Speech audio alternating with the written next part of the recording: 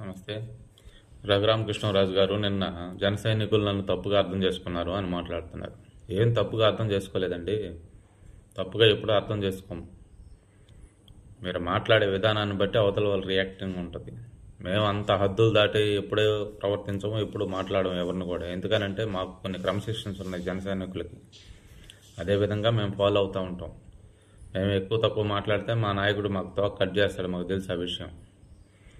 మీరు గతంలో బాలకృష్ణ గారు మాట్లాడినప్పుడు కూడా బాలకృష్ణ గారే వ్యాఖ్యలు చేసి సారీ అని చెప్తుంటే మీరు వెళ్ళే నో యువర్ రైట్ అని మాట్లాడారు.